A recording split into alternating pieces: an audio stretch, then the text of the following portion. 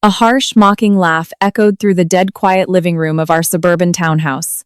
Such a completely useless, barren woman. How dare she stick her nose into David's business? Over on the leather sectional, my husband, David, sat slouched forward, his eyes glued to the screen of his iPhone. He did not have the slightest intention of stepping in to stop his mother's cruel remarks. Under normal circumstances, I would have broken down sobbing or trembled with rage and fought back. But I was different now. You are exactly right, Mother. I am sorry. As I quietly bowed my head, my mother-in-law snorted in satisfaction. David breathed a sigh of relief, grateful that things had not become more complicated. They truly looked down on me, thinking I was a pathetic, stupid housewife who knew nothing and could do nothing. But at that moment, neither David nor my mother-in-law realized that 8 years later, my silence that day would be the very thing that destroyed their lives from the ground up. I had only found out about my husband's betrayal a few days prior. We had been married for 14 years. One afternoon, while I was checking the pockets of David's suit jacket for the dry cleaners, an unfamiliar photograph fell out of the inner breast pocket. It was David's face, a radiant smile on his lips. Beside him was Chloe Sanders, his executive secretary. And sitting on their laps were a little boy and a girl. They were probably at a theme park over the weekend, somewhere like Six Flags. Anyone looking at the photo would know it was a picture of a happy family. My world seemed to collapse. I felt the blood drain from my entire body. My fingertips trembled. Lately, David was barely at home, making excuses about working overtime on holidays or going on corporate business trips. He was a senior manager now, claiming his new pharmaceutical project was at its most critical stage. I regretted trusting his words and continuing to take care of the house all by myself. As a former registered nurse, I felt I cared more about his health than anyone else. But it turned out he did not really care about our life. He only cared about another woman and the 2 children born from their affair. That evening, I intended to show David the photo when he got home. I was going to confront him, get angry, cry, and demand an explanation. But the words that came out of David's mouth first were ice cold. Starting this month, your household allowance is cut in half. Taking off his suit jacket, he spoke without even glancing at me. The company's performance is struggling. Salaries are being cut, so you need to be a little more frugal. It was a lie. I knew the pharmaceutical company he worked for was actually raking in record profits. It was not a suggestion. It was a notification of a final decision. His eyes no longer truly saw me at all. I wasn't a person to him anymore. I was just part of the scenery, a feature of the house that was supposed to function perfectly without any input. When I recognized that look, something inside me froze. Even tears refused to fall. I said nothing, only giving a slow nod. And today, I tried to subtly consult my visiting mother-in-law, Martha. David has been coming home so late recently, and I am a bit worried. As if she had been waiting for this, my mother-in-law smiled cynically and threw out those condescending words. Men have a lot of business to attend to. As a wife, you just need to stay quiet and be patient. You do not have any children anyway, so it is only natural he is like this. I instantly felt that my mother-in-law knew everything. She knew David had another family, knew there were children over there. I was the only one being played for a fool, left entirely in the dark. What was the meaning of my devotion for 14 of the 22 years we had been together? The pain of betrayal was overshadowed by the sheer cruelty that pierced my chest. The rage and crushing sorrow I expected to feel never came. Instead, a chilling clarity settled over me as I looked at the smiling faces in the photo. Crying wouldn't help. Screaming would only give them satisfaction. No, there was only one path forward. I felt a door in my heart not just lock, but turn to solid ice. From that moment on, emotion was a luxury I couldn't afford. Knowledge was the only weapon I had left. While continuing to play the role of the obedient wife, I began to formulate a plan with a cool head. A normal person might have immediately called a lawyer, filed for divorce, gathered evidence of the affair, demanded alimony, and ruined the other woman's reputation. But I did not do that. I did not look into his mistress's identity. I did not blame my husband or argue with my mother-in-law. I simply started one secret mission: I began meticulously preserving all the results of David's mandatory annual executive health screenings that arrived in the mail every year. I archived every single detailed data sheet that recorded the inner workings of his body without missing a thing. I had one worry that I could not tell anyone, a worry much deeper and darker than mere revenge. Will those children be all right? The two innocent children in that photograph. This small question of mine and the health records I secretly collected became my life's focus. Why would I, knowing my husband was unfaithful, become obsessed with his health records? 8 years later, what horrifying truth would be uncovered from all of this? David and the others had absolutely no idea. Since that day, my life became like a black and white movie. My husband David treated me entirely like a roommate.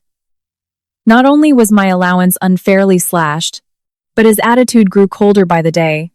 Hey, the ironing on this collar is sloppy. You are home all day. You should be able to do something like this perfectly. As soon as he got home, he would angrily throw his jacket onto the sofa. Even when I quietly picked it up, he no longer bothered to look at me. Sometimes I caught the scent of a sweet, strong perfume lingering on his clothes. A striking, foreign scent that I would never choose. On weekends, he would leave early in the morning in his car, claiming he was playing golf. I also noticed the passenger seat was always adjusted to a different angle than mine. Even so, I never questioned him. I did not cry, beg, or raise my voice in anger. I just kept preparing his meals, cleaning the house, and keeping everything flawless. David and my mother-in-law might have been laughing at me, thinking I was a stupid woman who remained blissfully unaware, but I did not care about their mockery. Every autumn, the notice for the executive health screening arrived from David's corporate headquarters. A few weeks later, a thick envelope containing the detailed test results would be delivered.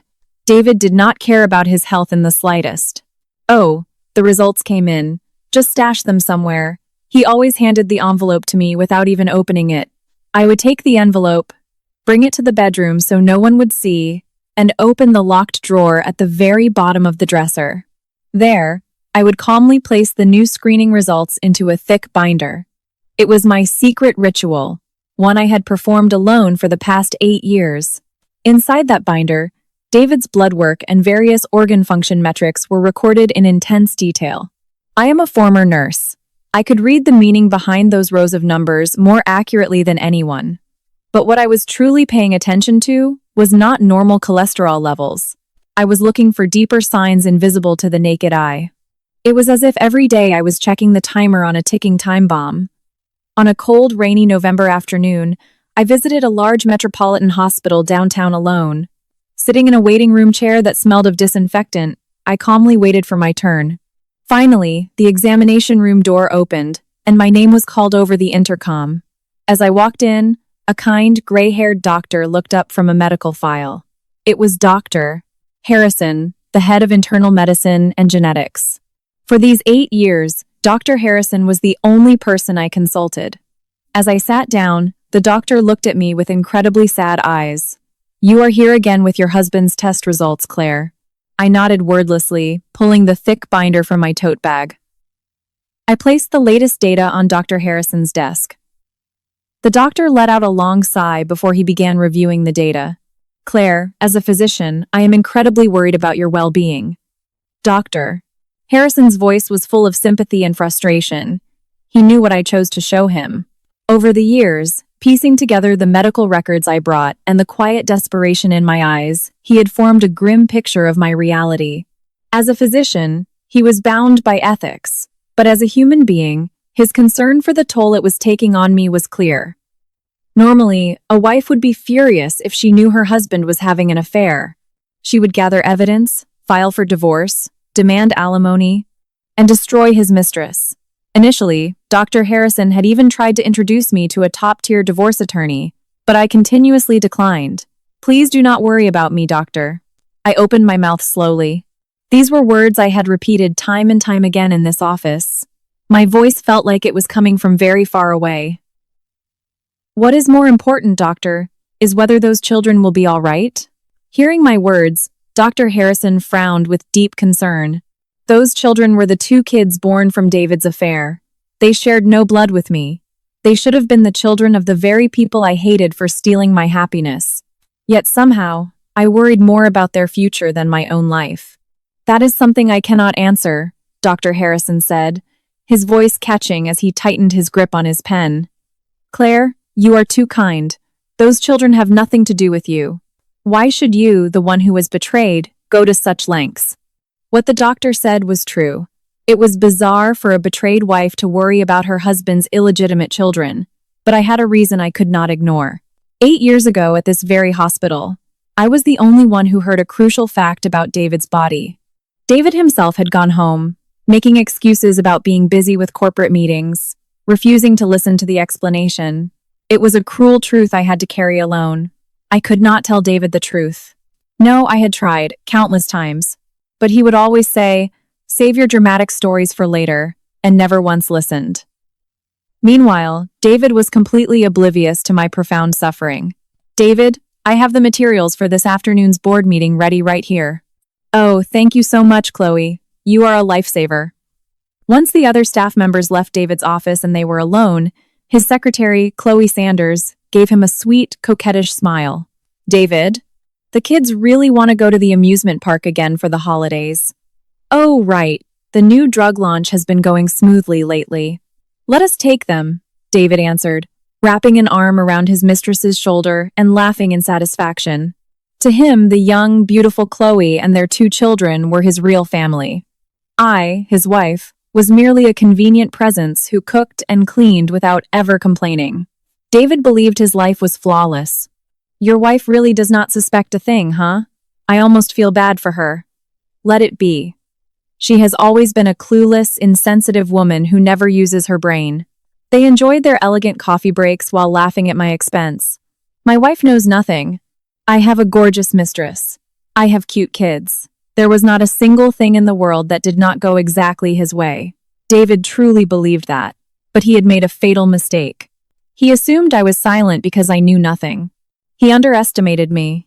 He did not know the sheer magnitude of fear and despair I had endured over these 8 years. Seasons changed. Autumn of that fateful 8th year arrived. As usual, the executive health screening notification from David's company came in the mail. But inside this year's envelope was a piece of paper entirely different from the ones before. Addressed to Mr. David Mitchell.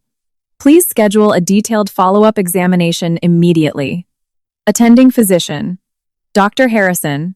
Head of internal medicine. Seeing that red stamp, I felt my body temperature drop dramatically. The thing I had feared had finally begun to move. The countdown to the destruction of David's perfect world had now begun. Quietly and certainly. What the hell is this stupid paper? A red stamp? How dramatic. During dinner, David irritably threw the piece of paper onto the dining table. It was the summons for the detailed screening from the hospital that had arrived that afternoon. The bolded word "immediate" reflected the overhead lights menacingly. This is just a scam for the hospital to bill my insurance. I go to the gym every day. My body is in perfect shape.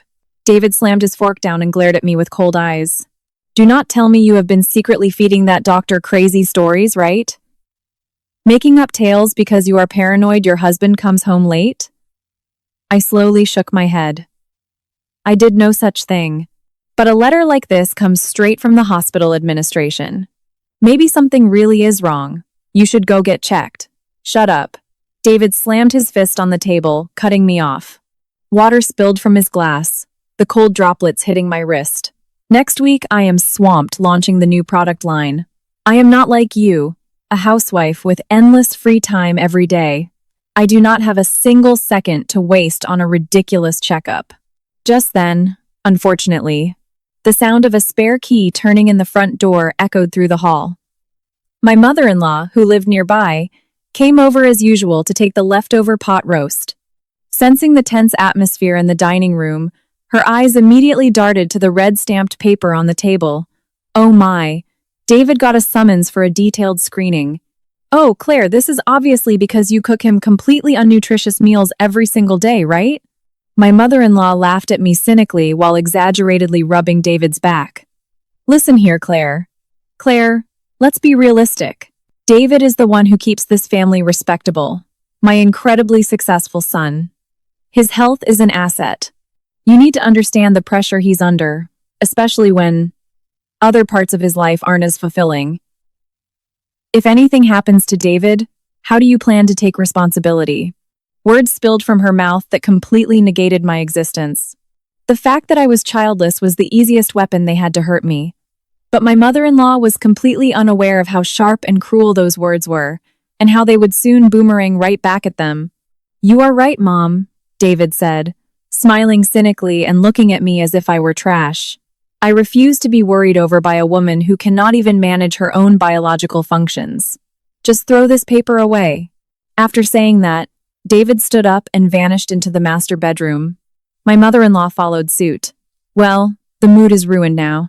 She let out a fake sigh, packed her Tupperware with the leftovers, and left. Left alone in the dining room, I quietly picked up the red paper that had fallen on the table. David laughed at me for being a woman who could not maintain her health. But I was a former registered nurse. I possessed more medical knowledge than anyone else in that house, and could evaluate facts with clinical detachment. Just as David claimed, his general health was not bad at all. His blood pressure was normal. His kidney and liver functions were perfectly fine. He looked youthful and full of vitality. That was exactly why he was overconfident in his body. However, the true meaning of this detailed screening summons sent by Dr. Harrison was not to detect ordinary lifestyle diseases. It was a sign that the time limit on a truth that had been lurking deep within David's body for 8 years was now closing in. The cruel truth I had heard all alone that day when David ran away using work as an excuse. The next day, at David's corporate office, he and his mistress Chloe were laughing together in the break room. "David, I heard you had a fight with your wife yesterday." "Yeah, I got some hospital summons for a screening. She was being a nagging pain, so I shut her up." Chloe gently touched David's arm, looking at him adoringly. "Your wife is so dramatic. You are the picture of health. But if you ever do get sick, I will be the one taking care of you forever, because we are your real family." A wide smile spread across David's face at those words. "You are right. For you and the kids, I have to keep making money." "Oh, right. Next Friday it looks like my schedule is clear. I am going to march down to that annoying doctor's office and give him a piece of my mind so he stops sending me ridiculous letters. After that, let us take the kids out for a nice dinner." "Really? The kids will be so thrilled." David tried to satisfy his ego by degrading me. To his mistress, he painted himself as a victim dealing with a pathetic wife who could not accept her own uselessness. He had decided to march on his own 2 feet straight into Dr. Harrison's office, where the doctor was waiting. At that exact time, I was at home, flipping through old calendars, looking at a small circle drawn on a date from 8 years ago. From that day until this very moment, how much despair had I embraced, and how many tears had I hidden? David thought I was a stupid, oblivious wife, a helpless woman who gave up on revenge even after finding out she was betrayed. But he was wrong. There was a very clear reason why I never confronted him, never asked for a divorce, and never contacted his mistress. Because this was not some trivial issue that could be resolved with a meager alimony payout. I pulled another old document from the locked drawer. It was a thick brochure regarding genetic testing from a specialized institution given to me by Dr. Harrison 8 years ago. Tucked inside was a sticky note with Dr. Harrison's handwriting. "Regardless of whether symptoms manifest or not, the impact on the next generation is unavoidable." I traced the handwriting with my fingertip. The next generation. I had no children. That meant this horrifying reality would not strike me directly. The ones who would face the devastating consequences were the 2 children David created with his mistress, whom he now raised with such profound affection. The day David would walk into the truth on his own 2 feet was fast approaching. The day he would realize that the very thing he wanted to protect most had been placed in mortal danger by his own actions. I calmly put the brochure back into the drawer and locked it. The flames of conflict were already lit. All that was left was to wait for David to open that door himself. Friday morning, David meticulously adjusted his tie knot in the mirror. Today, taking a half-day off, he was heading to the hospital to chew out that doctor. Afterward, he planned to meet Chloe and the kids for a fancy dinner. Since early morning, his mood had been unnaturally high. "Hey, why is this suit wrinkled?" David threw the suit jacket he had pulled from the closet onto the floor. I am sorry. I will get you another one immediately. Whatever, you have already ruined my morning. He clicked his tongue and glared at me with pure ice. You really are a woman who cannot do a single thing right. You call yourself a housewife, but you are incompetent at chores. You cannot bear children. You have nothing. An empty shell of a woman whose entire existence is just freeloading off me. Cruel words poured from David's mouth one by one. Like knives, they were aimed at me without mercy. Do you know why we're still married? It's simple economics. This arrangement is cheaper than hiring live-in help and a lot less complicated than a divorce. So just do your part and stay quiet. You are just a convenient servant in my life. Have a little self-awareness of how worthless you are and keep your mouth shut. His words completely erased my humanity. Normally, my heart would break, and I would be sobbing uncontrollably. But I simply picked up the suit jacket from the floor and calmly bowed my head. I sincerely apologize. Seeing my lack of resistance, David laughed triumphantly. Glad you finally understand your place. This afternoon, I am going to see that quack doctor. I will tell him never to send me ridiculous letters again. And as for you, I will make you regret feeding him those crazy stories. David stormed out with heavy footsteps, slamming the front door aggressively. In the silent living room, I was the only one left. Sweeping up a piece of lint from the hardwood floor, I let out a soft sigh. An empty shell of a woman who could not even give him a single child. David's words echoed coldly in my ears. He considered himself a perfect specimen, possessing superior genetics, blessed with his true family consisting of a beautiful mistress and children. That was why he felt superior by degrading me, completely unaware of just how foolish and arrogant he truly was. The clock struck 10 in the morning. In a few hours, in Dr. Harrison's office, David would hear those words.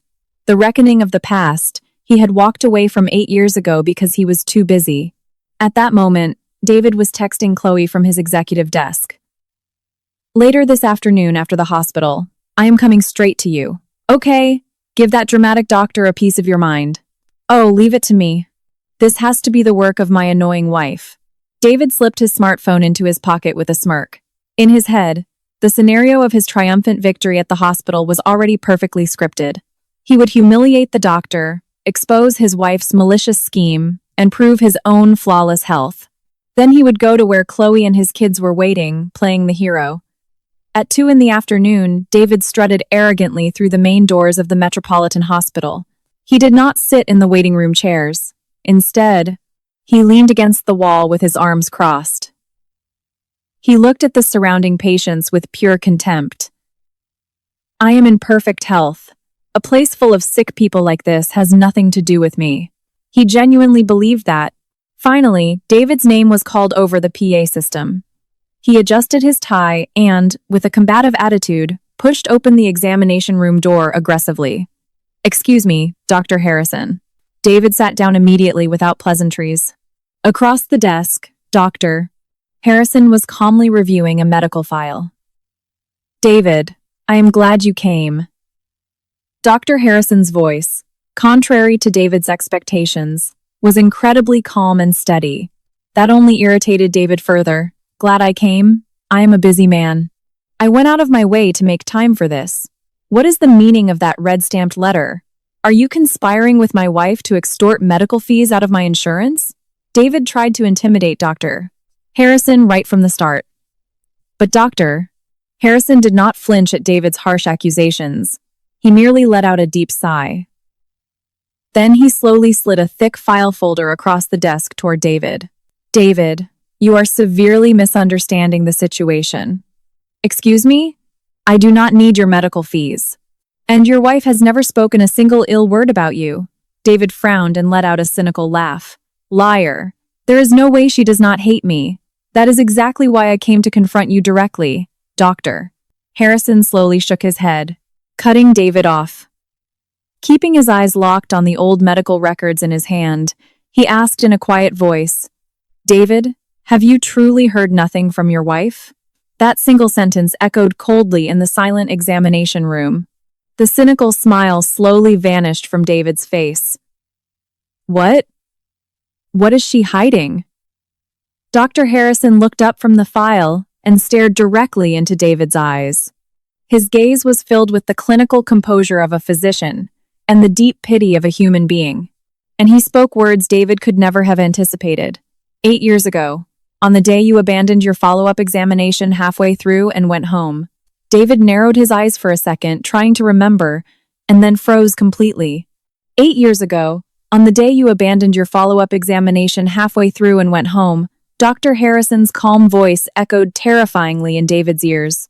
Amidst the freezing atmosphere of the examination room, memories of a past that had been entirely buried in David's mind slowly began to resurface. At the exact same time, back at the house, I was brewing iced tea in the living room. Sitting across the table with her arms crossed, glaring at me intensely, was my mother-in-law. She was not here today to pick up leftovers. Her goal was clear: to corner me completely and kick me out of this house. How much longer do you plan on squatting in this house? Know your place. My mother-in-law pulled a document out of her designer handbag and threw it aggressively onto the table. A document with green legal borders. A divorce petition. In the husband's signature line, David's name was already neatly signed, complete with a notary stamp. David has given up on you too. He refuses to waste another dime on a woman like you who cannot have kids, has zero appeal, and is only getting older. What? Did you actually believe that lie about the company's performance dropping? With that naive brain of yours, you are unfit to be David's wife. My mother-in-law's words pierced straight to my core. I stared at the green petition without answering, allowing her to interpret my silence as shock and resignation. She continued to hurl even more vicious facts at me. Actually, I have already met them, David's true family. A wicked, triumphant smile was etched onto her face. Her name is Chloe, a young, obedient girl who knows how to treat a man right. Most importantly, she has already given David 2 children, a boy and a girl. Both look exactly like David. Smart, polite. I practically cried when I held them. They are the legitimate heirs to the Mitchell legacy. My mother-in-law pretended to dab at her eyes. Compared to them, what exactly are you? You have been by David's side for over 20 years and have provided absolutely nothing. You are basically a parasite. David obviously wants to move into a new house with his real family. Your presence here is just an obstacle to David's happiness. Usually, at this point, a woman would snap or break down sobbing. A cheating husband, illegitimate children, and a mother-in-law who fully endorsed it while trying to throw her onto the streets. My dignity had been completely trampled. My position as a wife had been stolen without a trace. They had prepared everything, psychologically breaking me so I would leave voluntarily. But oddly enough, my heart was perfectly calm, because the moment I was truly backed into a corner was not today. My clock had stopped 8 years ago. On that day, in the dead of winter 8 years ago, I received a critical explanation from Dr. Harrison regarding David's test results. It was not just a notification about high cholesterol or blood pressure. It was about a severe risk heavily linked to genetic factors that would have catastrophic consequences for the next generation. And right after that, I found the picture of Chloe and her children in my husband's suit pocket. In my despair and confusion, I tried to tell David the truth. Before confronting him about the affair, I felt I had to talk about his body and the risks to those children in the photo. Even though I had been betrayed, I could not ignore a life or death threat. David, please give me a moment. There is something incredibly important about your health. When I initiated that conversation, David clicked his tongue and cut me off. Shut up, I am exhausted. I do not have time to listen to your exaggerated paranoia. David shoved past me, and the very next day, he cut my household allowance in half. Every time I tried to open my mouth, he would leave the house. Even on weekends, when I begged my mother-in-law for help, she only laughed and said, "Men have business." As a wife, just be patient. No one wanted to listen to me. No one wanted to face the truth. That was when I realized that, to them, I was not a human being. I was just a convenient appliance. So I shut my mouth. If they rejected me, then I had to detach my heart from their cruel world. Only the images of those children smiling innocently in the photograph remained lodged in my heart like a deep thorn. Are you listening to me, Claire? My mother-in-law's shrill voice dragged me back to reality. By the beginning of next month, you need to be out of this house. Do not expect a single cent in alimony. If you dare stand in David's way, I will hire a ruthless attorney and leave you destitute. Just crawl back to your parents' house with only the clothes on your back. My mother-in-law declared victoriously. She stood up and snatched her purse. As she walked toward the door, I calmly bowed my head toward her back. Thank you for going out of your way to visit. My emotionless tone made her pause for a second, looking at me as if she had seen a ghost. But she quickly brushed it off as a pathetic bluff from a defeated opponent. She laughed cynically and slammed the door shut. The cold sound of the latch echoed, and the house fell silent once more. I stared at the divorce petition left on the table. David Mitchell's signature looked incredibly sinister. They thought they had successfully backed me into a corner. They believed hidden assets and legal maneuvers were on their side. I picked up the divorce papers and slowly placed them into a drawer.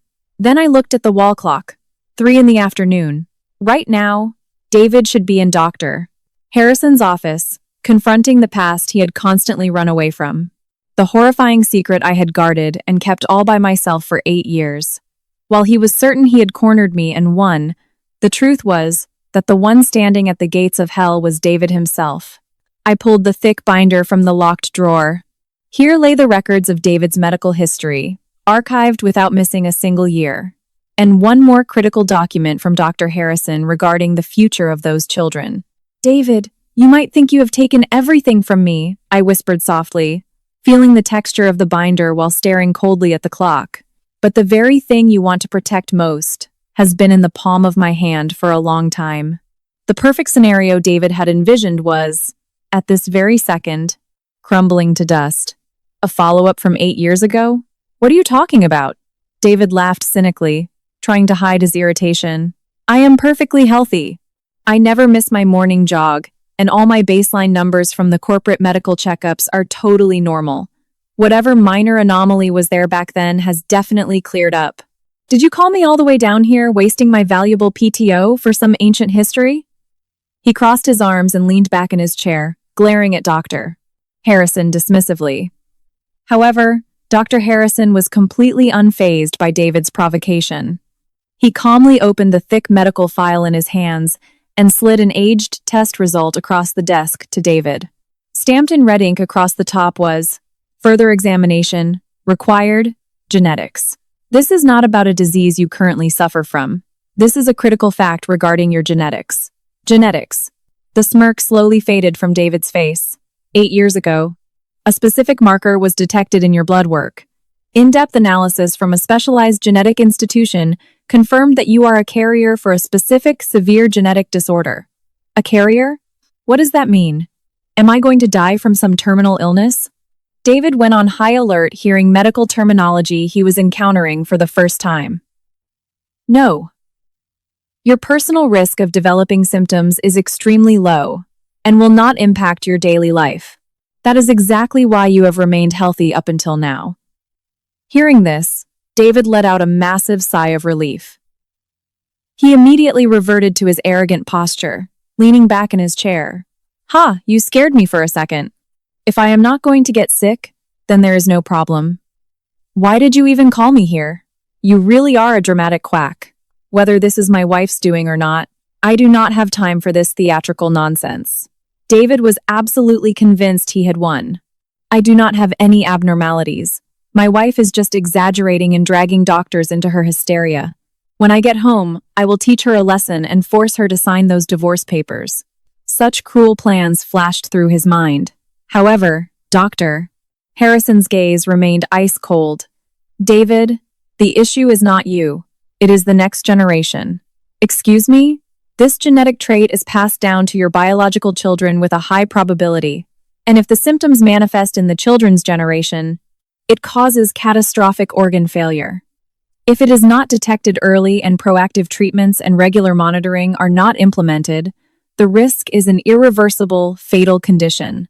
David's heart slammed against his ribs. "Your biological children." That phrase triggered a flashback of Chloe and their 2 innocent kids. But David frantically pushed the image away. His instinctive defense mechanisms went into overdrive. "Wait, Calm down. I do not have kids. My wife Claire cannot get pregnant. So this genetic stuff has absolutely nothing to do with me, David tried to reassure himself. I understand. But we do not have children. So this risk to the next generation is non-existent. My wife is just overly paranoid and loves drama. Stupid woman. David tried to project confidence. He believed that if he could just hide the existence of his secret family, he could escape this situation completely. If that is the case, then why did your wife come here alone 8 years ago to receive these results? Dr. Harrison's calm question made David choke. Dr. Harrison pointed to a consent form inside the medical file. There lay Claire's signature, written in a trembling hand. The date was exactly 8 years ago, in the dead of winter. We were supposed to deliver these results directly to you, but you abandoned the examination halfway through and never returned, claiming you were busy with work. David lost his voice. He remembered. 8 years ago, in the middle of a blood draw, he looked at his watch, brushed past the nurses, and walked out of the hospital, claiming he had an urgent appointment.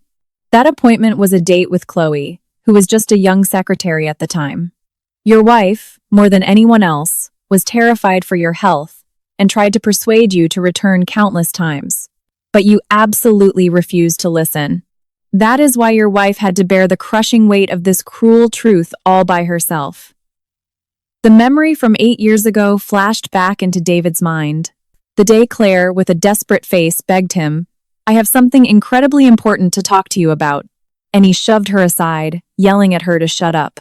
At that time, Claire was not trying to accuse him of cheating. She was trying to deliver a severe, life or death medical warning. Your wife knew she could not have children. Even so, she took this reality incredibly seriously, and every single year without fail, she came to my office for consultations. Dr. Harrison's words pierced David's chest like a cold blade. But David had not completely surrendered yet.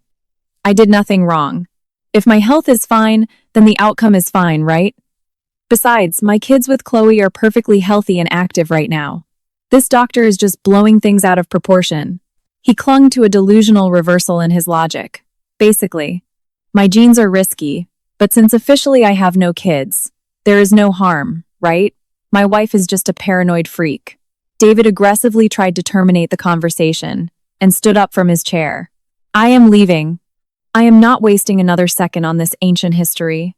As David's hand grabbed the doorknob of the examination room, Dr. Harrison's voice rang out again. David, our conversation is not over. The doctor's voice dropped, becoming as cold as ice. When David turned around, Dr. Harrison pulled another file folder from his desk drawer. It was a thick stack of consultation records David had never seen before. You have the right to know exactly what your wife has been consulting me about in this office every year. What is that file? Your wife did not just come here to worry about your body. Every year, she constantly asked me the exact same question. Dr. Harrison flipped through the file and stopped on a specific page. Then he looked straight into David's eyes and said, Your wife has spent all these years terrified for the future of the children born from your affair with another woman. Instantly, the blood drained from David's entire body. The hand gripping the doorknob shook violently. No one was supposed to know. He had always viewed his wife as an idiot, an oblivious maid. He was certain he had hidden it perfectly. But his wife had known everything for 8 years, the affair, Chloe's existence, and the 2 children. And on top of all that, she had carried the burden of the genetic truth that David had ignored, remaining utterly silent. What are you talking about? Kids with another woman? Do you have any proof of this? David screamed at the top of his lungs. However, Dr. Harrison shook his head in sorrow. Your wife never once consulted me about divorce lawyers or alimony. She was only ever terrified that those children would grow up without knowing the genetic time bomb ticking inside them. Liar. My kids are perfectly healthy. There is absolutely nothing wrong with them. This disease does not show any symptoms during early childhood, but it very frequently triggers suddenly as they enter puberty.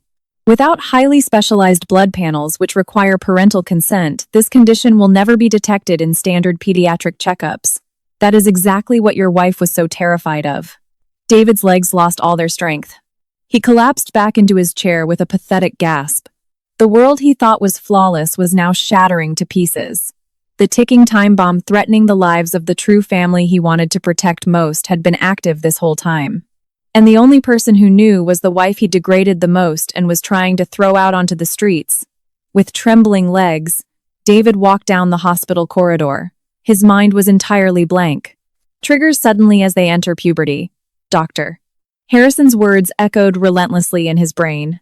Upon getting into his parked SUV, David punched the steering wheel violently. How could the wife I thought was an oblivious idiot know about my affair for 8 years? She even knew about the lethal threat to my children. A chaotic mix of shame and terror boiled in his chest, but David still could not admit his own faults. He ignored all his actions, the betrayal, the degradation, the emotional abuse he inflicted on his wife. No, I am not the one at fault.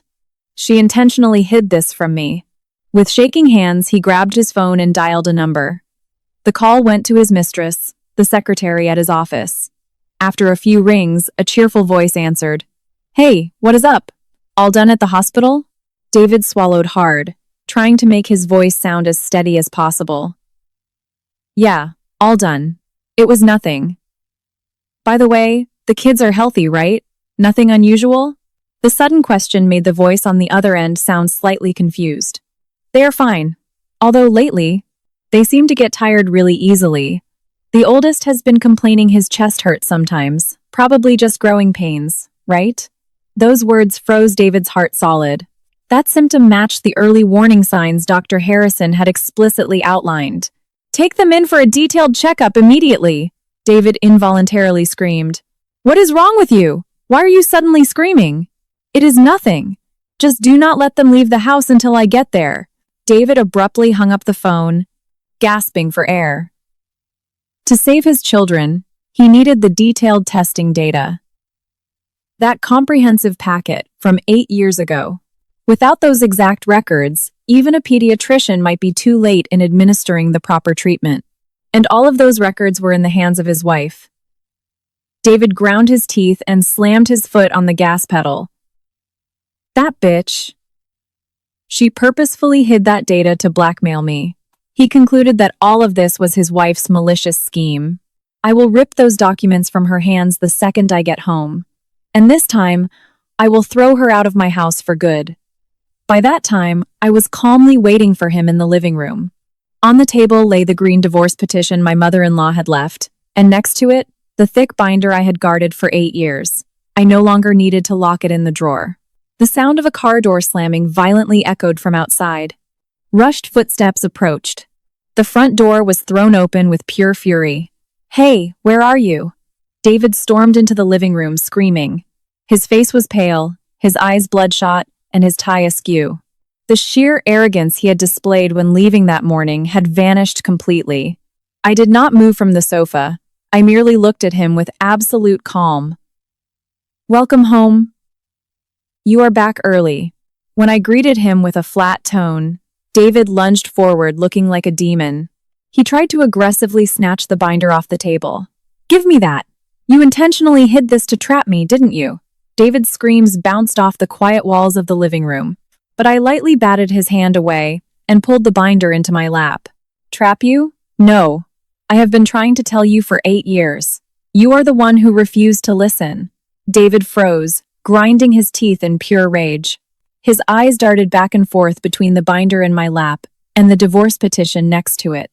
A pathetic sight of a man who believed the universe revolved solely around him. Do not play games with me. If anything happens to my kids, how are you going to take responsibility? He had finally admitted the existence of his illegitimate children with his own mouth. Just to blame his wife, he was willing to justify his own sins. I slowly stood up and spoke to him in a measured tone. The one responsible is not me. It is you. David swallowed hard. The real battle was just beginning. The crushing weight of the truth I had carried for 8 years was now ready to break him completely. The one responsible is not me. It is you. My calm words made David's face flush purple with rage. He would never be able to admit his own fault.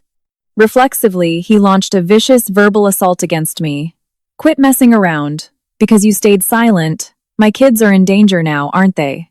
He entirely discarded his own accountability and pointed a finger at me, screaming, You went crazy with jealousy, didn't you? Because you are barren, you cursed my real family. You calculating bitch, hand over that binder right now. David planted his hands on the table, leaning over to intimidate me. Then he jabbed a finger at the green divorce petition his mother had left. I already heard from my mom. You have the divorce papers, right? I will give you a little severance pay as compensation. Put the data down and get the hell out of this house. Never interfere in my life again. He still did not get it.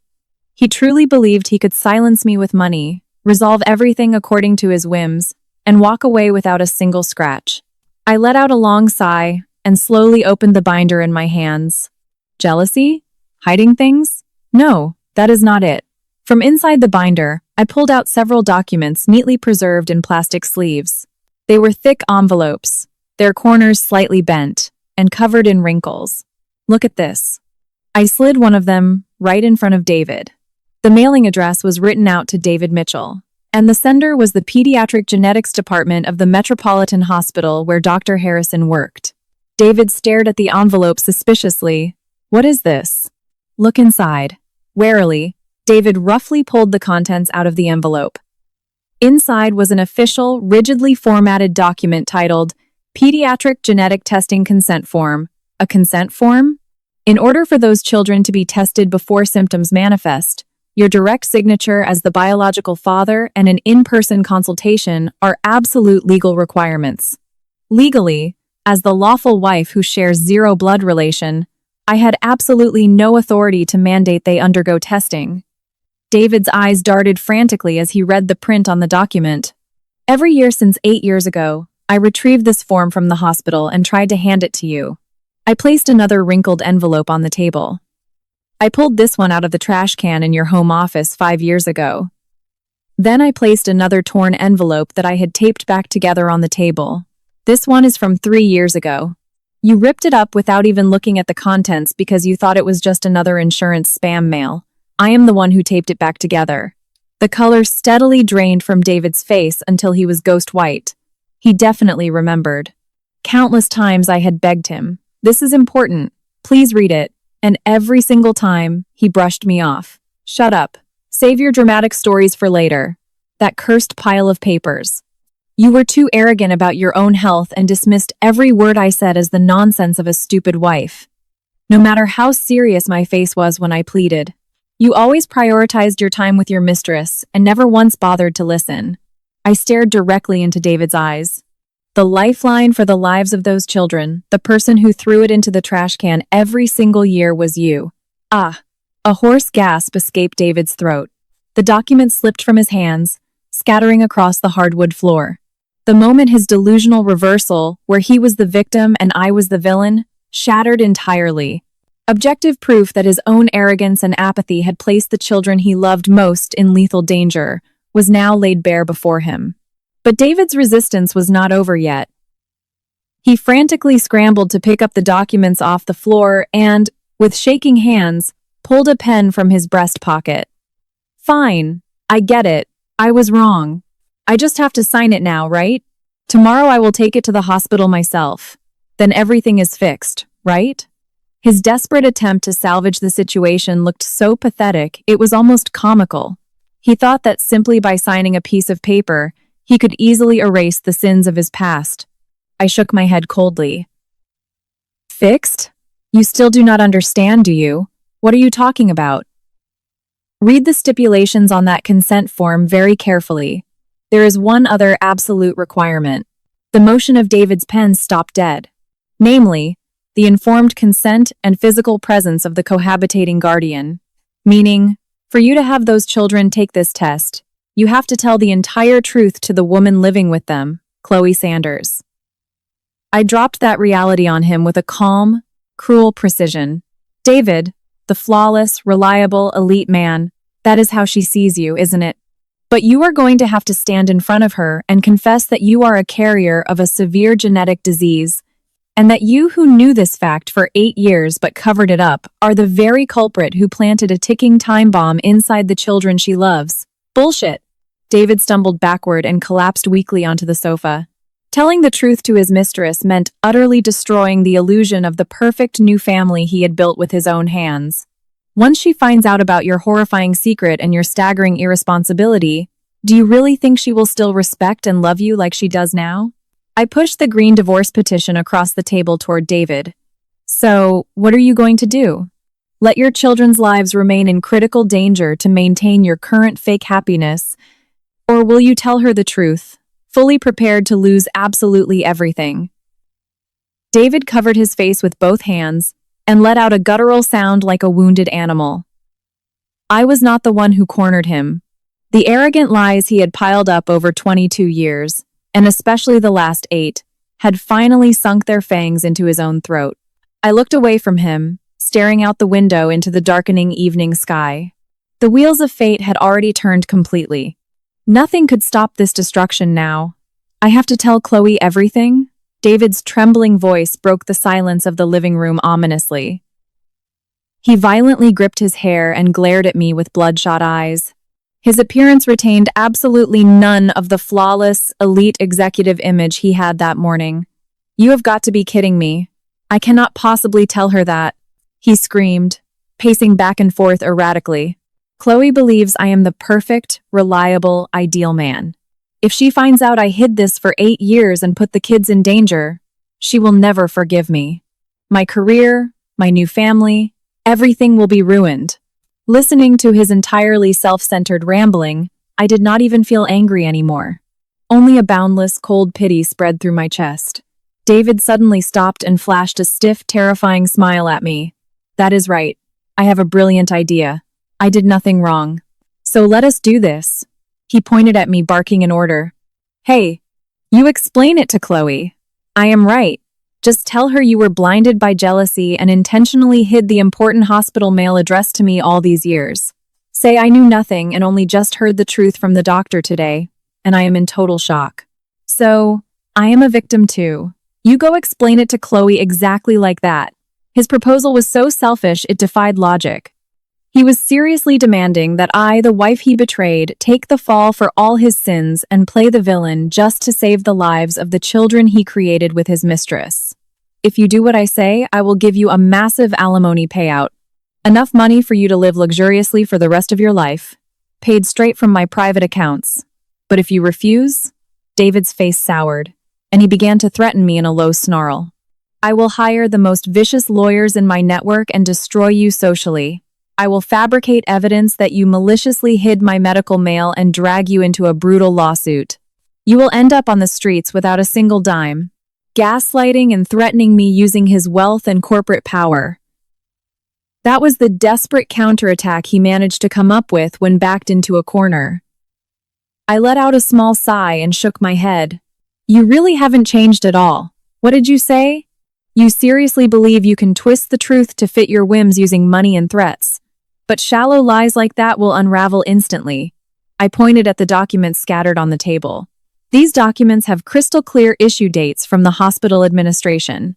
And in Dr. Harrison's medical files, it is meticulously documented that you abandoned your screening halfway through. Furthermore, the day you abandoned your screening claiming you were swamped with work. If we cross-reference that with your corporate attendance records, your lie will be exposed immediately. David's face tightened in panic.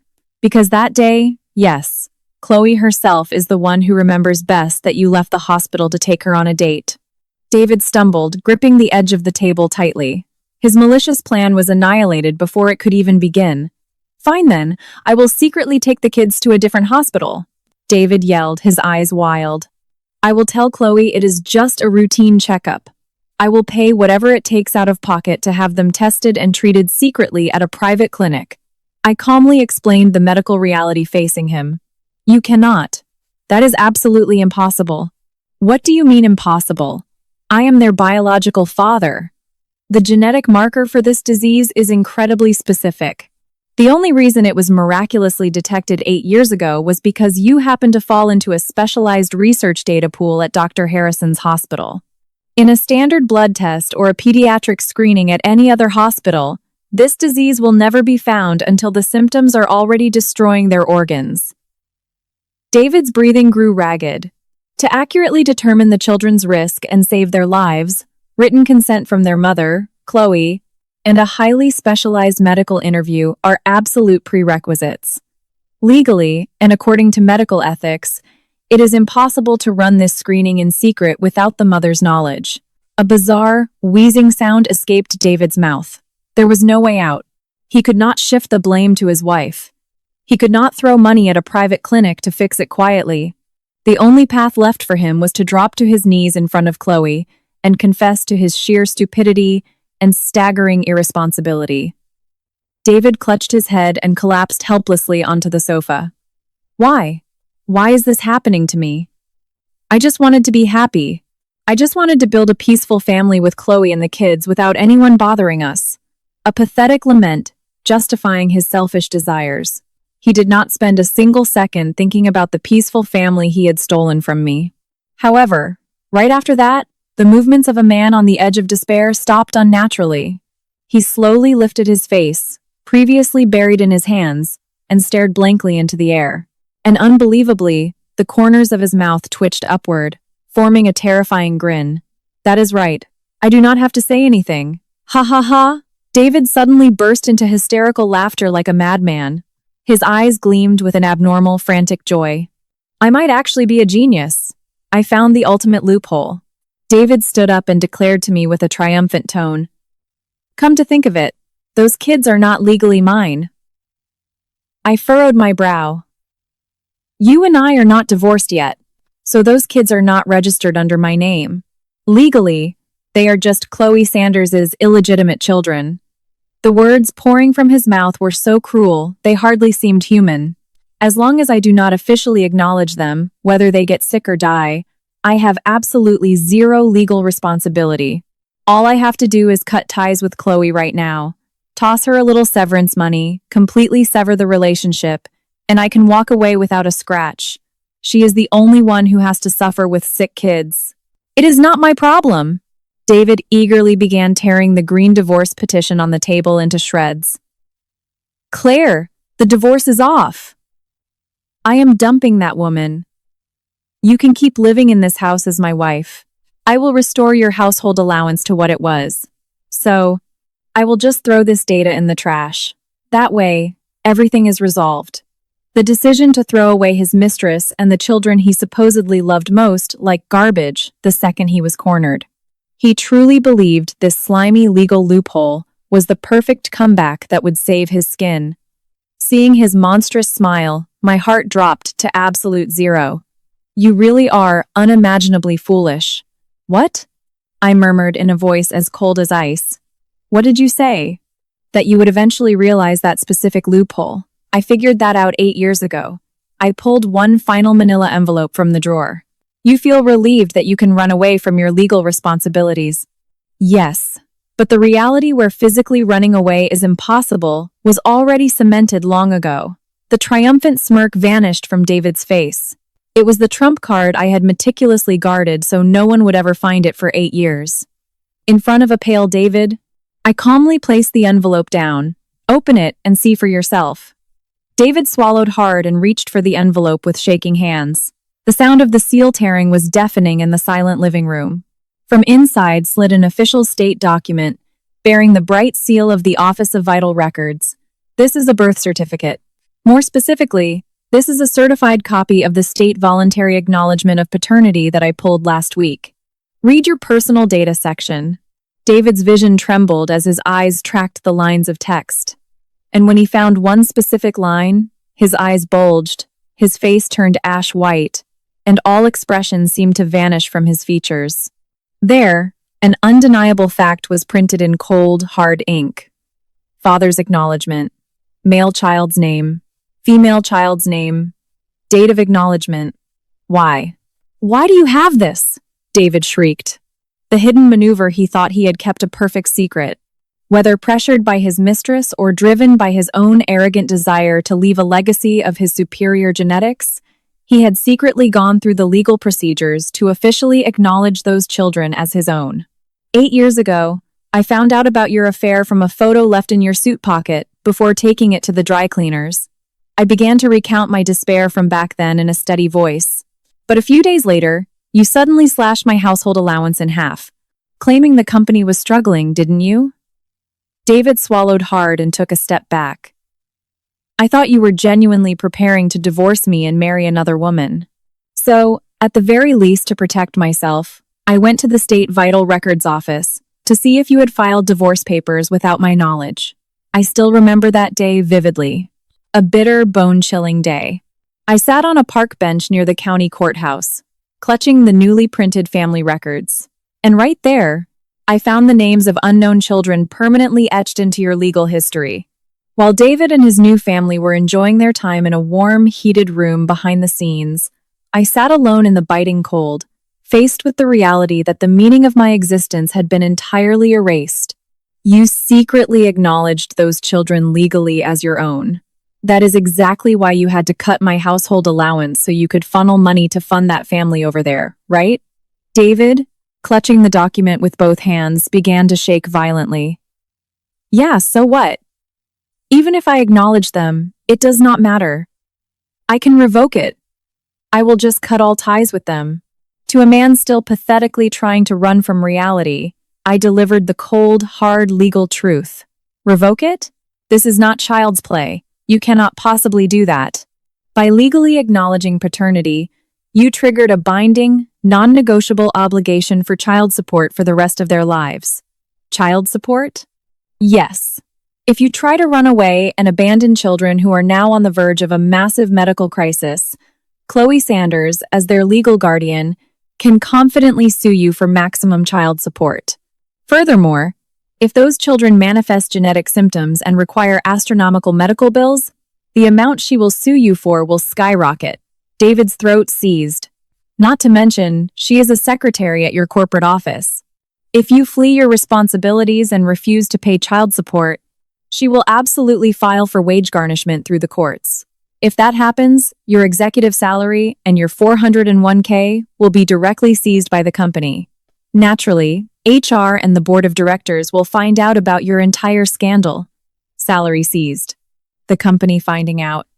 David's face contorted in unimaginable terror. A senior manager at a pharmaceutical company, a company that deals in human health and lives, who slept with his subordinate, fathered children, and then ran away the moment he found out his kids were terminally ill.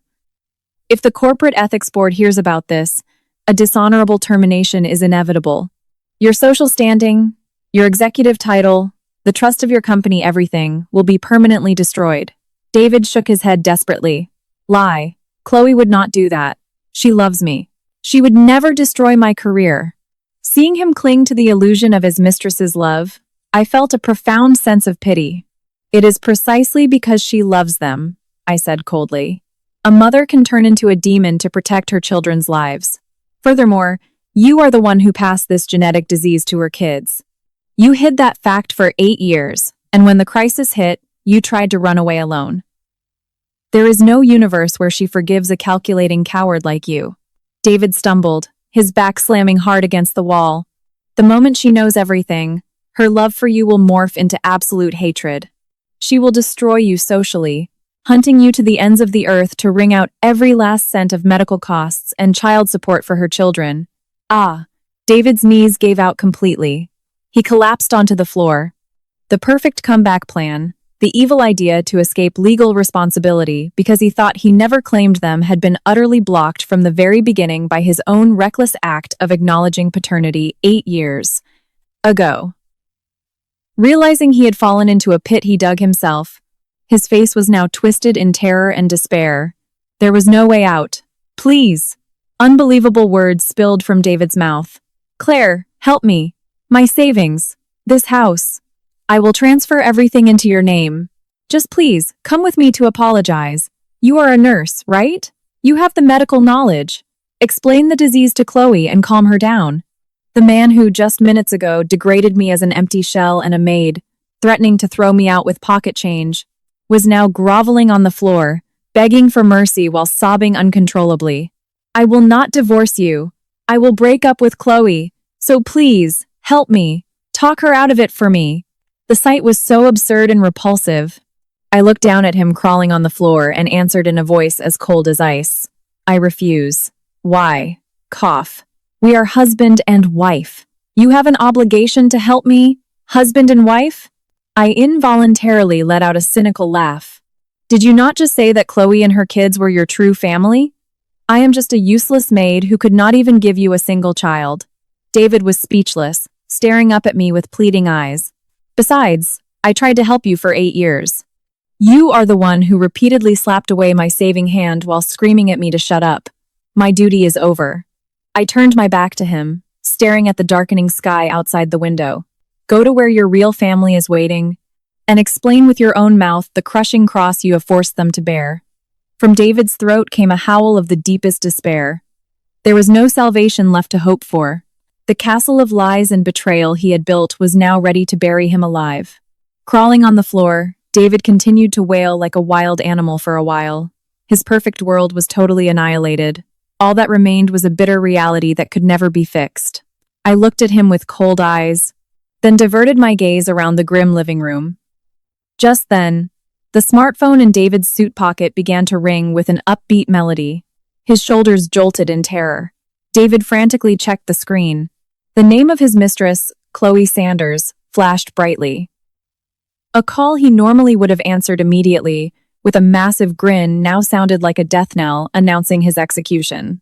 David let out a short shriek and threw the phone onto the floor. He covered both ears with his hands, as if trying to run away from the ringing that echoed loudly. What is wrong? I looked at him coldly and asked, That is a call from your real family. If you do not answer it, they are going to get worried, aren't they? Shut up. I am not answering it. I am not going to say anything. As David screamed like a toddler, the sound of the front door opening suddenly cut through the air. Someone walked in without hesitation using a spare key. There was only one person who had that habit. Sorry about this. The lid to the Tupperware I brought earlier was the wrong size. My mother-in-law's casual voice drifted in as she reappeared in the living room, but her footsteps stopped dead the moment she saw the bizarre scene in the room. Documents scattered across the floor, her son pale as a ghost crawling on the ground, and me standing over him, watching. David, what is going on? Why are you sitting on the floor like that? Martha rushed over and tried to pull David up. Then she glared at me with sheer hatred. Claire, what did you do to David? You finally showed your true colors and tried to extort him, didn't you? Fine, I am calling the cops. Martha screamed hysterically, digging her smartphone out of her purse. But David frantically grabbed his mother's hand to stop her. Don't, Mom! Do not call the police! Why? You are terrified. Just stop, stay out of this. David screamed in a panic. I took a deep breath and picked up the binder from the table. Martha, before you call the police, there is something you need to see. What is it? I refuse to look at your fabricated fake evidence. This is not fabricated. These are official medical records from the Metropolitan Hospital where Dr. Harrison works. I laid out David's genetic test results and the stack of consent forms right in front of my mother-in-law. Earlier, you said you met Chloe's children, right? A boy and a girl. Both look just like David, making them excellent heirs. Yes, I did. What about it? Those precious heirs of yours. Their lives are currently in mortal danger. Martha's eyebrows twitched. Lives in mortal danger? What are you talking about? Emotionlessly, I laid out the facts in a flat tone. That David is a carrier of a severe genetic disease, that the disease was highly likely passed down to his children and runs the risk of triggering suddenly during puberty, and that David had refused detailed medical screenings to hide this fact for 8 years. Martha's face slowly drained of color. Liar. That is impossible. There are no hereditary diseases like that in our family. David is perfectly healthy. You are obviously making up stories to curse my grandchildren, aren't you? Martha tried desperately to deny it, but the printed words on the documents glued her eyes to the page. Written clearly in red ink was, "Further examination required. Genetics." Furthermore, on the consent form I had taped together from the trash, the tear marks from David's own hands were glaringly obvious. David? Martha stared down at her son, who was cowering at her feet, her voice trembling. Is this true? Could those children actually fall severely ill? David could not meet his mother's eyes. His gaze darted around aimlessly. I am healthy. I do not have any symptoms, and there is no proof they are sick either. I did nothing wrong. Even in the face of a lethal threat to his own biological grandchildren, her son was still screaming in self-defense. Seeing that, an unbelievable despair washed over Martha's face. You, just to save your own skin, you were willing to let those children die? No, I just did not want the company or Chloe to find out. You absolute fool. A sharp, dry slap echoed through the living room. Martha's hand landed across David's cheek with all her strength. David lost his balance and crashed to the floor. Mom! What are you doing? You stupid boy! Your child's life or your own pride, which one is more important? Martha grabbed him by the hair, screaming at David with a face full of fury. She might have hated me, but she possessed an unnatural obsession with the Mitchell family bloodline. And the lives of those precious heirs had been neglected for 8 years by their own biological father, nearly thrown away like garbage. Receiving punishment from the mother who had always been his absolute enabler, David lost his voice. Call Chloe right now. Martha grabbed David by the collar and yanked him up. Tell her the complete truth. And tomorrow morning, first thing, take those kids to the hospital. No, if I do that, I could get fired from the corporate office. To hell with your corporate image. This involves the lives of my grandchildren, a horrifying fight between mother and son. 2 people who, just hours ago, mocked me as a barren woman and conspired to kick me out, were now tearing each other apart in the mud they had created themselves. I merely watched the scene with clinical detachment. Then, the phone on the floor began to ring again. Another call from Chloe. This time, it was Martha who shoved David aside and snatched up the phone. Hello, Chloe? This is David's mother. Martha answered the phone in a panicked voice. David screamed, No! And tried to lunge at his mother, but he was too late. What? Your oldest boy suddenly collapsed, clutching his chest? The words that flew out of Martha's mouth froze the air in the room instantly. David's movements stopped midair. You already called an ambulance, right? Which hospital? We will be there right away. Martha, clutching the phone, began to shake violently. The exact thing they feared had become reality at the absolute worst possible time. The timer on the bomb had just hit 0. David's face was as white as a corpse. There were no more excuses, no more cover-ups possible. If Chloe took her son to the hospital for a detailed screening, it would immediately be discovered that the cause was David's genetic risk. And the cruel truth that David had turned a blind eye to this for 8 years would also be dragged into the light. We are leaving, David. If anything happens to that boy, I will never forgive you. Martha grabbed David's arm forcefully and dragged him toward the front door. David had lost even the strength to resist, merely staring blankly into space. The fake, perfect world he had built was now totally annihilated under the weight of his own sins. The silent living room felt as if a hurricane had just passed through. Left alone, I began tidying up the old consent forms left on the table. The heavy cross I had carried alone for 8 years. It had finally shifted onto the back of its rightful owner. But this was not over. David would truly plunge to the very bottom of the deepest regret starting now. What kind of hell would a mistress who discovered the truth unleash upon him? I stared at the darkening sky outside the window. In the cold, neon-lit corridors of the Metropolitan Hospital's pediatric ward, the sound of rushed footsteps echoed. David and his mother ran, gasping for air. At the end of their line of sight, sitting on a waiting room bench, was the figure of Chloe, sobbing uncontrollably. My son. Is my son okay? David screamed. Chloe stood up, her face drenched in tears. He suddenly complained his chest hurt terribly, and then he fainted. He is being examined inside right now. Why did this happen so suddenly? He was perfectly fine yesterday, Martha cried out in a panic. David clutched his head, leaning against the wall, and slid down to the floor. Replaying in his mind was the despairing verdict he had received just hours ago. Triggers suddenly as they enter puberty. Those words had manifested in reality in the worst possible way. Time felt like it was dragging on forever. Finally, the treatment room door slowly opened, and Dr. Harrison walked out. Doctor, how is my son? David jumped to his feet and pleaded. Doctor! Harrison stared intently at David's face, then opened his mouth calmly.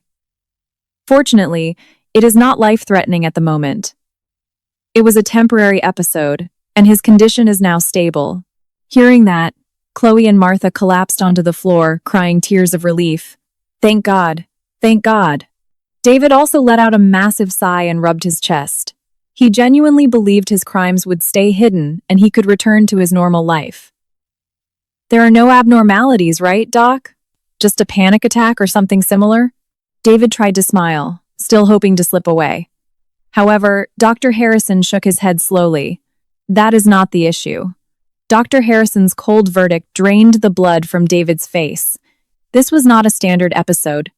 This is the initial onset of a severe condition caused by genetic factors. The reason our pediatric team was able to administer the exact required treatment so quickly today was not due to luck. Dr. Harrison opened the medical chart in his hands and turned to Chloe. You are his mother, correct? I will be completely direct. This disease is caused by hereditary factors passed down from his father. If preventive measures are not taken moving forward, there is a life-threatening risk. Inherited from his father? Chloe was stunned, then slowly turned her head toward David. David, what does this mean?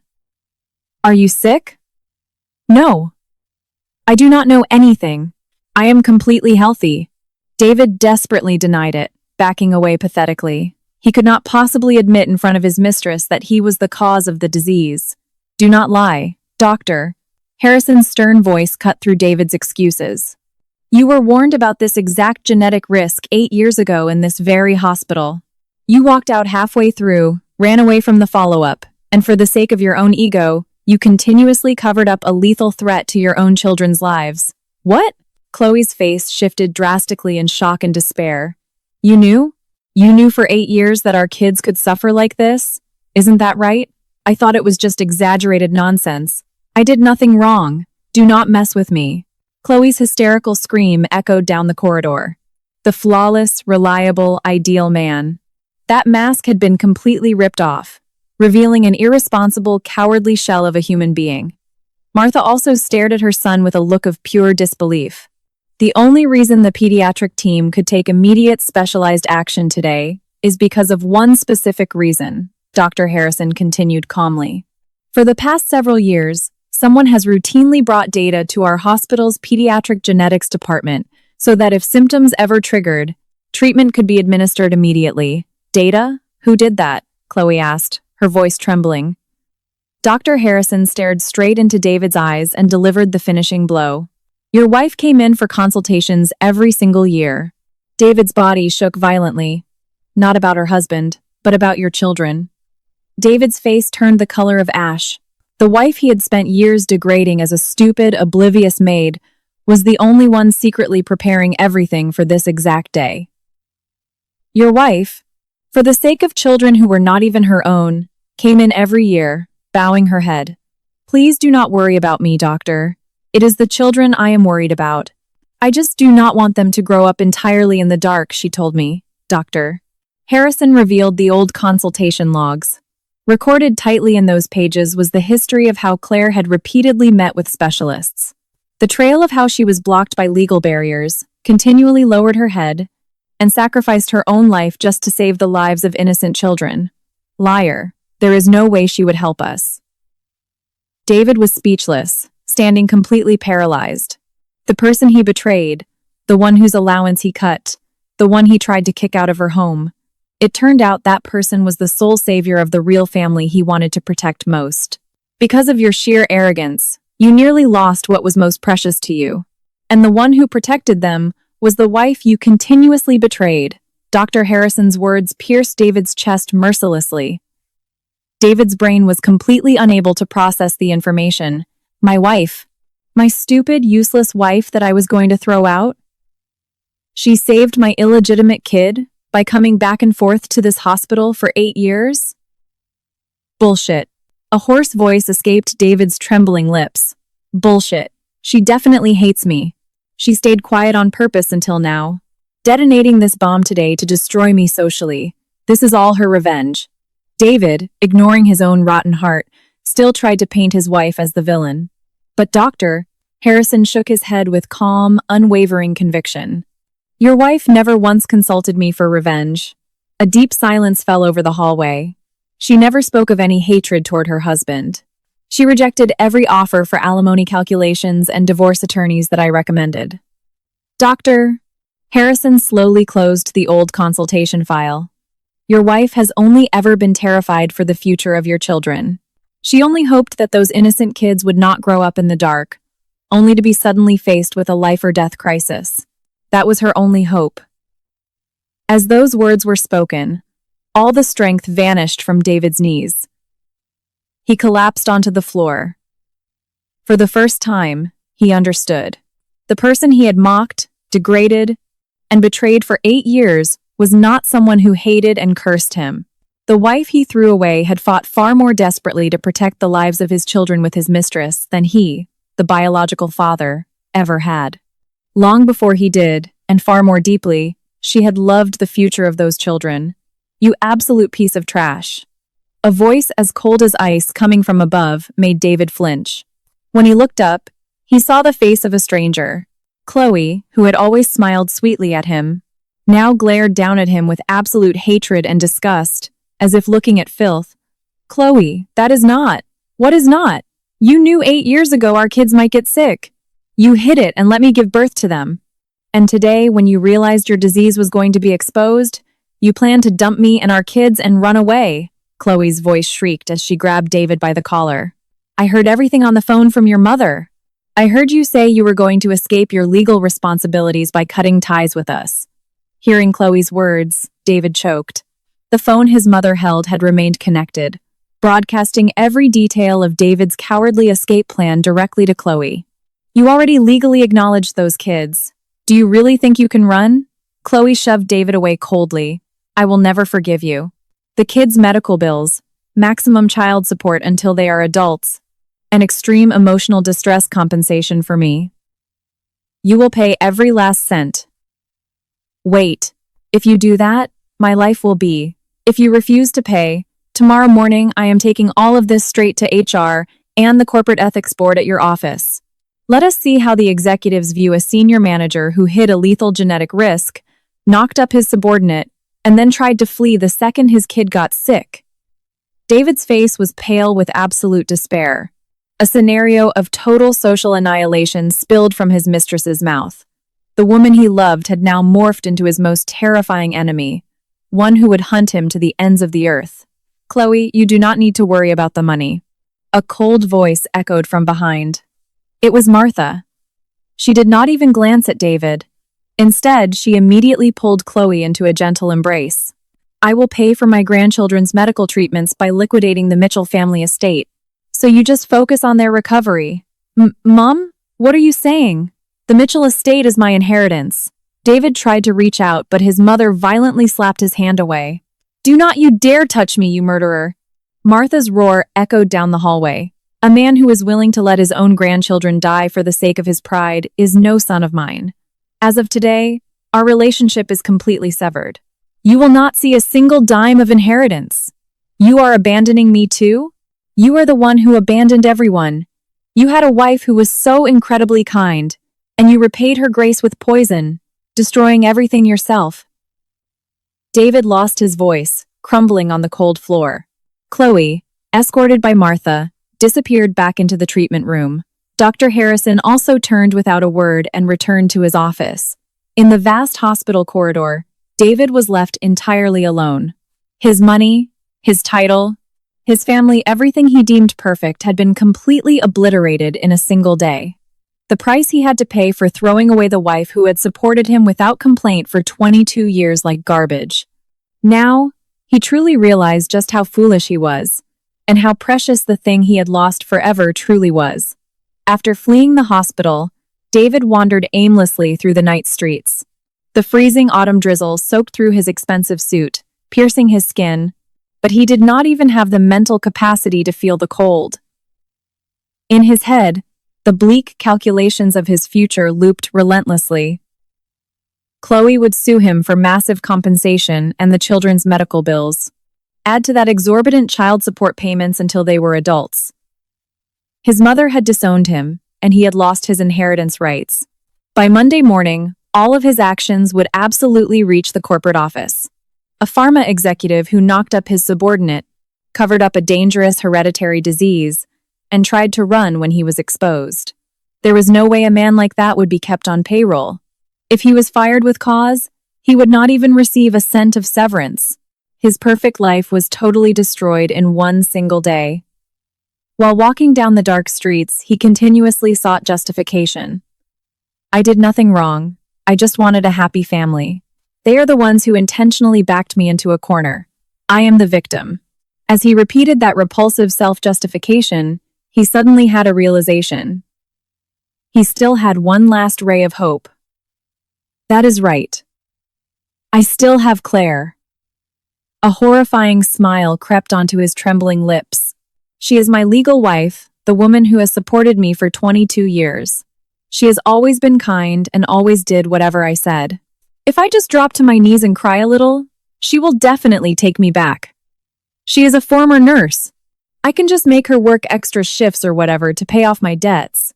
If I tell her, let us start over from the beginning as husband and wife, she will be thrilled. An unimaginably selfish and arrogant thought. But for David, who had lost everything, that delusion was the only survival plan he had left. He dragged his heavy feet and rushed home. As he arrived at the front of the house, David felt a strong sense of wrongness. Usually, a warm, orange light would glow from the living room window, and the moment he walked in, a hot meal would be waiting on the table. But the entire house was pitch black, as if it were dead. The HVAC unit outside was completely silent. There were absolutely no signs of life. With shaking hands, David unlocked the door and stepped inside. Claire, I am home. Turn the lights on. That forced shout echoed hollowly through the freezing hallway. Without taking off his shoes, he charged into the living room. The air inside was as cold as ice. In the center of the room, illuminated by the moonlight, stood a quiet silhouette. It was me. I was already wearing a heavy gray winter coat. And at my feet sat a large suitcase. The tables were cleared, and all my personal belongings had vanished. Claire, thank God you are still here. David ran toward me, his face on the verge of tears, and collapsed at my feet. He hugged my knees, sobbing uncontrollably like a toddler. I was wrong. I was an idiot. My mom, Chloe, they all betrayed me and threw me away. You are all I have left now. I want to start over with you. I will take care of you for the rest of my life. Please do not leave me. His face was soaked in tears and snot. The cold, dismissive attitude he had shown when he left that morning was nowhere to be seen. I looked down at him without a single ounce of emotion and opened my mouth calmly. Neither your mother nor Chloe betrayed you. This is simply the consequence of your own actions coming back to collect their due. David flinched and looked up at me with begging eyes. Please, you have a nursing license, right? Help me work and pay off my debts. You can do it. You are my wife. I let out a small sigh and slid a single piece of paper onto the table. It was an official receipt from the county courthouse. What is this? I went to the county clerk's office earlier today. I submitted the green document your mother left behind. I spoke with calm, absolute finality. The divorce petition. David's face stiffened in terror. The green document. You do not mean the divorce papers? Correct. Your signature and the notary stamp were perfectly in order, so there were no issues at the counter, and it was accepted immediately. We are officially nothing to each other anymore. David stared at me with wide, disbelieving eyes. The divorce petition he and his mother prepared to kick me out. The absolute weapon he believed would give him the upper hand had transformed into a fatal blade that permanently sealed off his only escape route. Wait, that is a lie. We are husband and wife. We have been together for 22 years. To me, that was 14 years of servitude and 8 years of hell where I quietly watched your betrayal. I gripped the handle of my suitcase tightly. For 8 years, you unfairly slashed my household allowance and mocked me as a useless woman. I never hated you. I only felt pity. Pity for an empty shell of a man who, for the sake of his own selfish desires, was willing to gamble with the lives of his own children. I do not have a single second left to spend with a person like that. David stumbled to his feet and reached out, trying to grab me. Do not go. Do not leave me alone. How am I supposed to live? But I swatted his hand away coldly. This house is going to be appraised by a real estate agent tomorrow. Your mother contacted me earlier. She is going to sell it immediately to pay for your massive debts and legal compensation. You need to be out of this house by tomorrow.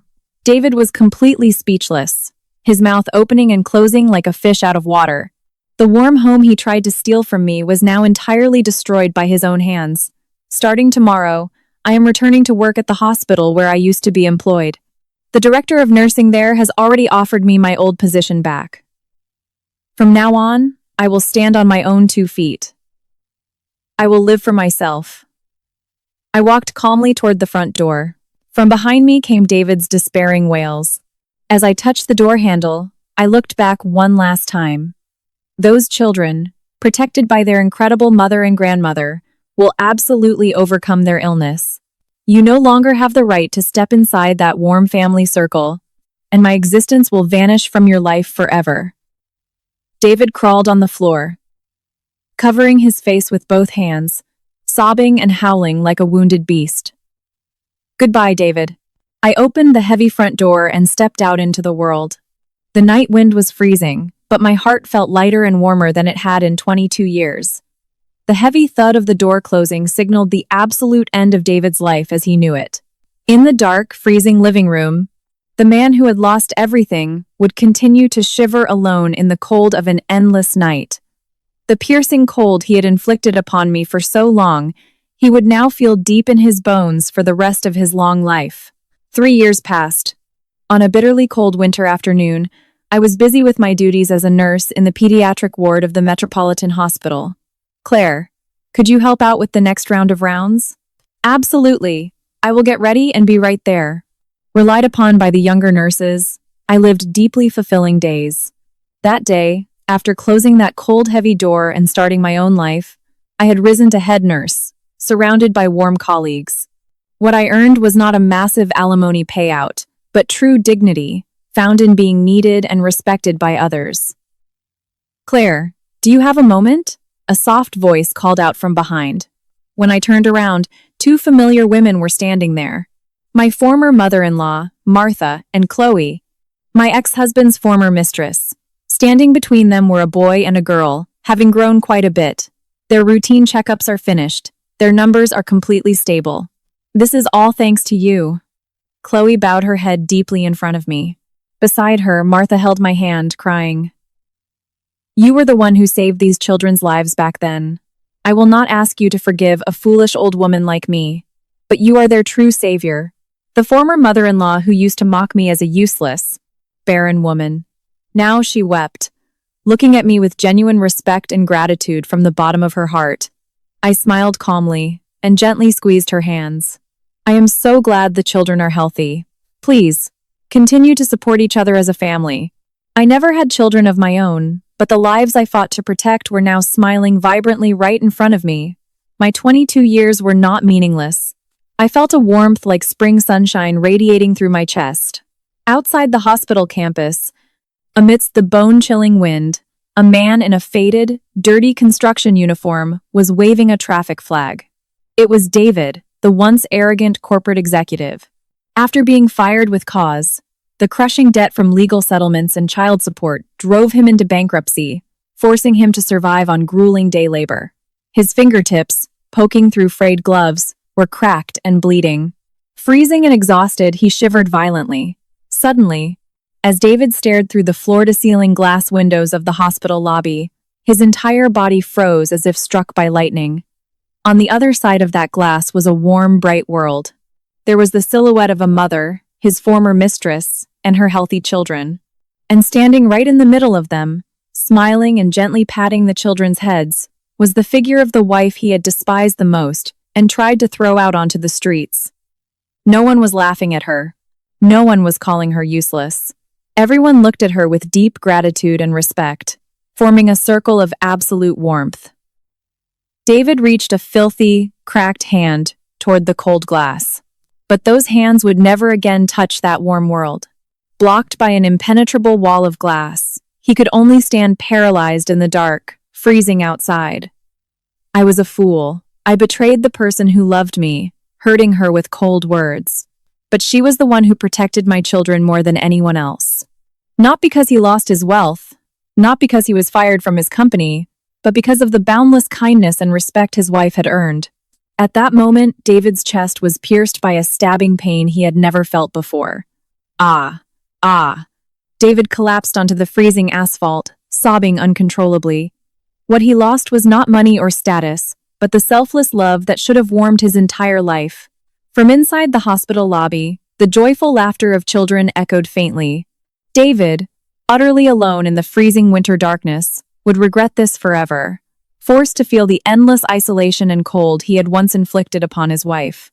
A person does not feel true remorse simply when they are caught, but when they finally realize that the person they betrayed was infinitely better than they ever were. Indeed.